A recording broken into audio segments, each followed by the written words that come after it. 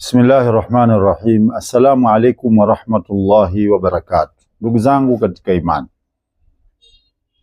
tukiwa tupo katika mwendelezo wa mazungumzo yetu juu ya ibada ya hija, ambapo jana tumemaliza kufanya tawafu ya umra na tukaenda kuswali rakaataini katika makamu Ibrahim, na baadaye tukaenda kunywa maji ya Zamzam, na tumehimizana kwamba tunywe maji ya Zamzam kiasi tunachoweza, kwani hakika maji haya ndani yake yana dawa, ndani yake yana kheri nyingi.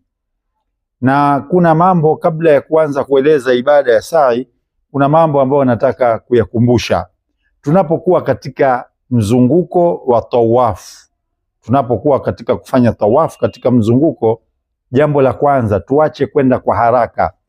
Nenda kama wanavyokwenda wenzako. Kuna baadhi ya watu pale wanakuwa na haraka, wanasukumana na watu. Muislamu haruhusiwi kusukumana. Na jambo jingine, kuna watu wanakimbilia kwenda kwenye Hajaril Aswad kwa kuminyana, kwa kuumizana au kuumizwa wewe. Uislamu umekataza. Mtume sallallahu alayhi wa alihi wasallam amesema haifai mtu kujidhuru wala kumdhuru mwenzako. Kwa hiyo usifanye kitu hicho, kwa sababu kwenda kwako katika Hajaril Aswad ukaishika au ukaibusu haitokupelekea ikawa ni sababu ya wewe kwenda peponi. Lile ni jiwe tu, kama alivyosema Umar bin Khattab radhiallahu anhu. Aliliambia jiwe kwamba wewe ni jiwe kama jiwe jingine. Kama nisingemuona Mtume sallallahu alaihi wasallam akilibusu nisingekubusu. Kwa hiyo ukiwa umepata nafasi hiyo sawa, lakini usiende kwenye kuminyana. Kwa hiyo leo tunaendelea. Baada ya kumaliza kunywa maji ya Zamzam, tunakwenda kufanya ibada ya sa'i. Sa'i manake ni mtu kwenda baina Safa wal Marwa. Na wapi utaanza? Ni upande wa Safa. Na hii imetokana na maelekezo ya Mtume Muhammad sallallahu alayhi wa alihi wasallam pale alipoulizwa na maswahaba, tuanze wapi? Akawaambia anzeni pale alipoanza kupataja Allah subhanahu wa ta'ala. Na Allah subhanahu wa ta'ala amesema, inna Safa wal Marwata min sha'airillahi, kwa hakika ya Safa na Marwa ni katika alama zake Allah subhanahu wa ta'ala. Mwenyewe Allah subhanahu wa ta'ala ameziweka hizi kama alama za yale yaliyotokea ya waja wake waliowema.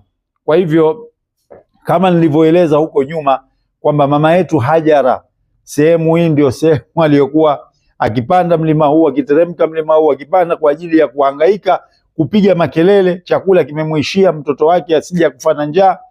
Na Allah subhanahu wa ta'ala kwa rehema zake akamleta malaika, akaja akapiga ubawa wake katika ardhi, kukapasuka, kukatoka maji yale ya Zamzam ambayo mpaka leo mimi na wewe tunayanywa. Kwa hiyo hata asili ya maji ya Zamzam utakapoyaona, lakini yako katika eneo lile la pale, ndio asili yake. Kwa hivyo basi utakwenda upande wa Safa. Ukifika upande wa Safa, panda mpaka juu, utawaona watu wamesimama, na wewe simama, elekea upande wa Al-Kaaba, yani elekea iliko Al-Kaaba. Ukishaielekea Al-Kaaba, unachotakiwa kusema, angalia Al-Kaaba, sema bismillah, Allahu akbar, Allahu akbar, Allahu akbar. Kisha isome hii aya. Kama utakuwa umeihifadhi isome, kama ukuhifadhi ni vizuri, hata kama umeiandika au umeipiga picha katika simu yako kama nilivyopiga picha mimi hapa.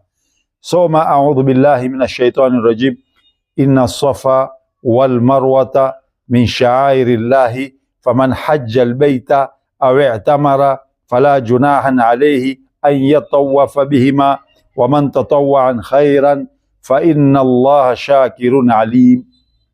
Ukishamaliza kuisoma aya hii, utasema maneno haya, utasoma dua hii, la ilaha illa Allah wahdahu la sharika la, lahul mulk wa lahul hamd wa huwa ala kulli shay'in qadir. Ukimaliza sema tena dua hii, la ilaha illa Allah wahdahu wa nasara abdahu wa hazzama al-ahzaba wahdahu. Kisha omba dua yako yoyote unayoitaka. Fanya jambo hili mara 3, ndivyo alivyofanya Mtume sallallahu alayhi wa alihi wasallam. Ukimaliza teremka kutoka kwenye Safa, nenda paka Marwa, utakuwa umekwenda mara ya kwanza. Ukifika kule Marwa, utasoma hivyo hivyo, utasoma zile dua hivyo hivyo, utaomba hivyo hivyo. Ukitoka kule utarudi zako tena mpaka Safa, itakuwa ni mara ya pili. Utaenda hivi tena mara ya 3, mara ya 4 mpaka 7. Ile mara ya 7 wewe utakuwa umeishia upande wa Marwa. Utatoka, kuna mlango pale utatoka. Ukishatoka kwenye mlango ule, wewe umemaliza ibada yako ya umra. Kinachotakiwa ni kwenda kunyoa. Kama utakwenda kwa kinyozi, kama mtanyoana wenyewe, yote yanakubalika. Kwa hiyo kwa mwanamume ni kunyoa, kwa mwanamke ni kupunguza nywele kiasi tu kama hivi cha inchi moja tu, isizidi kwa mwanamke. Unanyoa, unapunguza kidogo mwanamke hivi nywele zako zote za chini. Kama una mwenzako atashika ule mkili wako atakata kwa chini, basi. Usije ukapata sababu mwanamke ya kuziharibu nywele zako. Kuna wanawake wanatafuta sababu ya kukata nywele, eti kwa sababu amekwenda hija, amekwenda anakata kata. Nywele ni katika mapambo ya mwanamke. Ama kwa mwanamume anatakiwa anyoe kipara. Mtume sallallahu alayhi wa alihi wasallam aliwaombea rehma mara 3 walionyoa kipara. Asema awarehemu Allah walionyoa. Wale waliopunguza asema ya Rasulullah, na sisi tuliopunguza. Akarudia awarehemu Allah walionyoa. Wakamwambia tena ya Rasulullah, na sisi tuliopunguza. Akasema mara 3 awarehemu Allah walionyoa. Mara ya 4 ndo akamwambia na nyinyi mliopunguza pia. Kwa hiyo hii kuonyesha uzito wa kunyoa. Kwa hiyo nyoa nywele zako, na ukishanyoa nywele zako itakuwa umra yako imekamilika, na utakuwa umehalalikiwa na kila lile ambalo lilikuwa wakati ule ni makosa. Yani unaweza kukata kucha, unaweza kufanya mambo, unaweza kujifunika kichwa, unaweza kufanya kitu chochote, utavaa kama kawaida, utaendelea na maisha yako kusubiri siku ya safari ya hija. Inshallah Allah akitupa uwezo tutakuja kuieleza safari yetu ya hija. Namuomba Allah subhanahu wa ta'ala awajalie wanaosafiri wapate safari nyepesi, na sisi Allah atujalie wenye kwenda mara kwa mara. Wakumbushe Waislamu, Allah atakulipa.